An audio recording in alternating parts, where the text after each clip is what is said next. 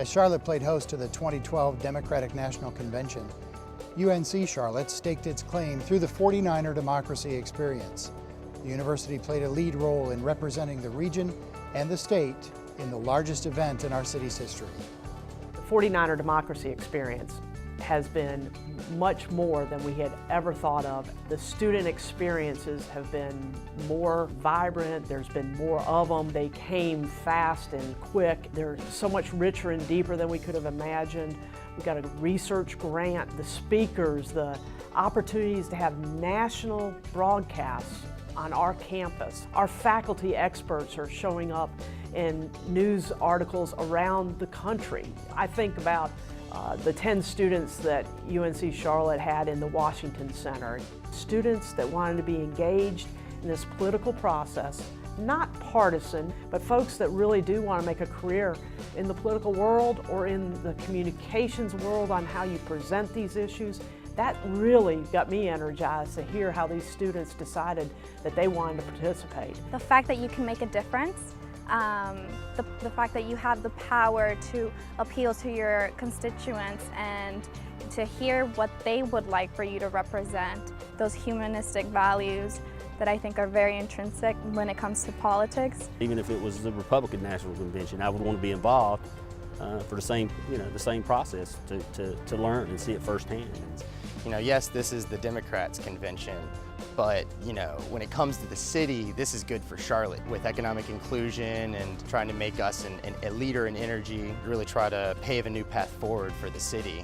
One of the things I was most hopeful about was that we would find ways of getting students engaged in the whole convention process, finding them volunteer opportunities, getting them internships. And I've really been pleased at the quality of opportunities we've found for students with the host committee, with the Democratic National Convention Committee, with outside organizations like CNN, Fox News, and that's exactly what you want to take advantage of in an opportunity like the convention being here.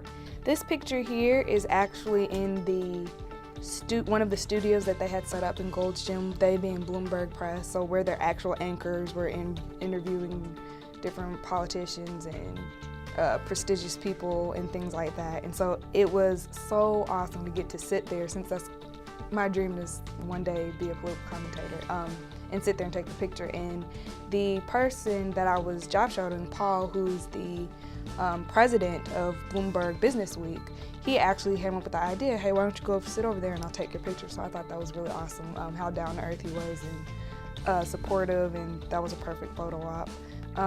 Here's a more enlarged shot of the actual studio that I had my picture taken in. Again, it was just awesome to me to see how they did this total transformation of the entire Gold's Gym. It didn't look like a gym at all within a matter of days. My first tweet was when we got our passes. That was thrilling, and just being able to walk in and seeing, I didn't realize that they had transformed the Gold's Gym into that amazing venue. It was just completely done up. And when we got our passes, it just made it official. So me and Ashley tweeted our picture, and so all of our friends got to comment and see what we were doing. I've seen the preparations and the media welcome party, and that was all very interesting. And then basically the night before the whole week started, walking around uptown Charlotte and seeing the streets so calm and quiet, and then the very next day having everything be so hectic it was kind of funny to watch that evolve so quickly. Well, this is the control room for the Bloomberg television studios that I got to shadow one of the people who's kind of in charge there, and I got to see what kind of all goes into putting on a live TV show in this hectic environment. Well, the first thing that put me on the first major task was to develop the content for an all-inclusive app for the DNC.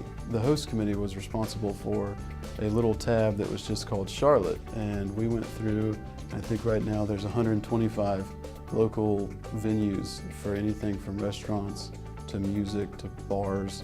Anything we felt was unique to Charlotte culture, that wasn't a chain, and we put this all in a really neat app that anybody can download for free.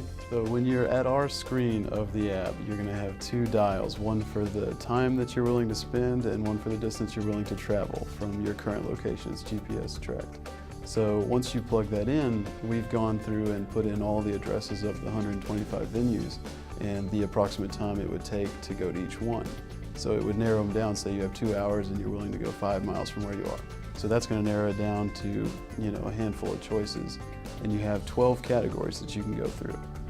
Things like farm to fork foodie, there's barbecue and bruiser, there's for kids, there's just several different categories that narrow it down even further. Or you can just hit all and have all the time and distance in the world and you get all 125 places.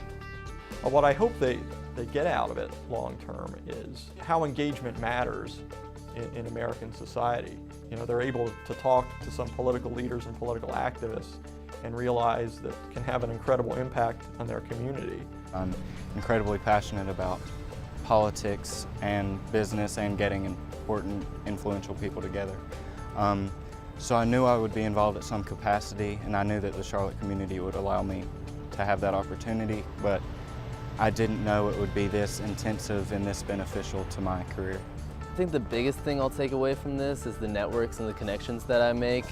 Being in the political, career, or at least when I'm trying to go into the political career, the greatest edge you can have are the people you know, the connections you make, the links you kind of make. One of the huge things I think I'm going to take down the line with me is I'm going to be able to tell whoever I'm going to be interacting with that I got an opportunity to actually be part of history.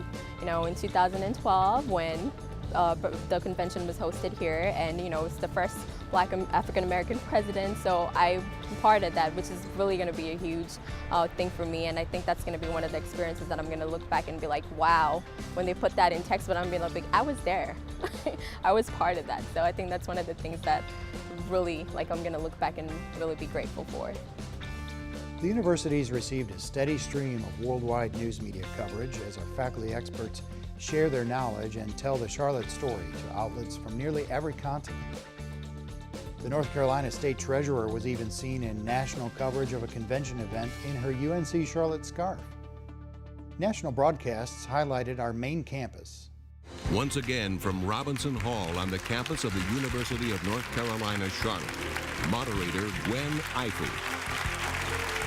The convention's impact on our region will be assessed in research funded by Duke Energy. UNC Charlotte doctoral, master's, and undergraduate students in public policy, public administration, and political science will conduct the research, and the project will focus on how Charlotte recruited and implemented the DNC. It will also measure perceptions of the convention among Mecklenburg County residents. In addition to research about the convention, the events in Charlotte provided the stage for unveiling research on an important issue in our society. The Congressional Black Caucus Foundation Forum at Center City was the backdrop for this report from UNC Charlotte and Howard University. It looks at the disparity and disadvantages facing African American males in high poverty and minority schools across the country. Our research was charged with changing the conversation that Black males don't want to achieve in school. There are deficits to the educational system and societies. When a student goes to school, their address makes a huge difference. So you hear rhetoric in educational systems where we want all kids to be prepared for college, or we want all our kids to be career ready when they get out of school. But our investigation unfolded based on the address and the zip code of the school. They may not be offering all the classes that are needed to get into the most prestigious public schools in the country. So what this does, just based on the school that the kids go to, really puts a barrier of the entry and access to a UNC Chapel Hill, a UNC Charlotte, and that is through no fault of their own. What I believe is that if you're going to a public school, you should have the opportunity to compete for any public university in that state. There's a lot of different things that you can put in the school to promote success. What we see a lot in political circles right now are people finger pointing.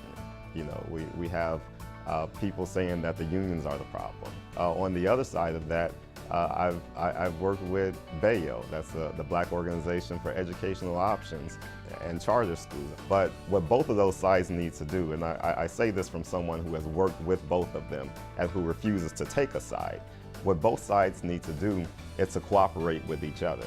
And they need to learn that students come first. And the only way to effectively address the needs is through things that we do through research. And that's where people like me and Dr. Chance comes in. We can give them research on what does it take to help these kids succeed. I think that the community at large has learned that if they have a project that they need some passion and talent, that they will come to UNC Charlotte. Think about our students that were involved in projects like the app for the DNC, creating the app for the host committee. You know, would they think that a student, an undergraduate student at UNC Charlotte could provide that kind of great energy and talent and great product? And so I think that companies, I think that organizations in Charlotte will rely on the talent we have at the university.